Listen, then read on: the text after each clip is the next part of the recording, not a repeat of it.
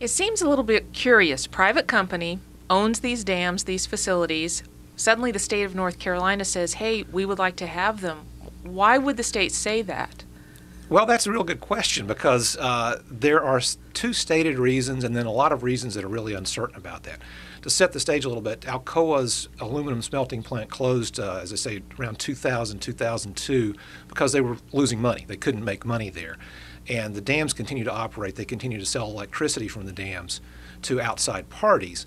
But when the smelting plant closed, Alcoa also sent away about 900 jobs, and pretty high-paying jobs, which is a big deal in that part of the state for manufacturing facility in particular.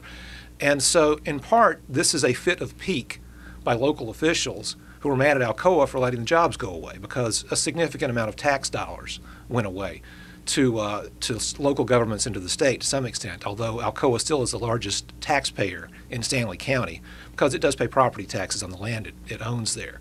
But there's still just a lot of anger about that. In fact, when I attended some legislative hearings about the bills we're going to talk about this summer, there was no secret. The sponsor of the bill, Senator Fletcher Hartzell, who's from Cabarrus, essentially said, these jobs went away, and Alcoa essentially allowed these jobs to go. We want them back. Well, it sounds like then local government officials and the state are essentially ganging up on a private company. Well, there's a lot of that there. Now, there are some local officials who are very happy with Alcoa, especially municipal officials and the towns affected, because Alcoa does provide some tax revenue for them and still supports the local community in lots of ways. Perhaps not as much as it did when it employed so many people, but still it has its fans there.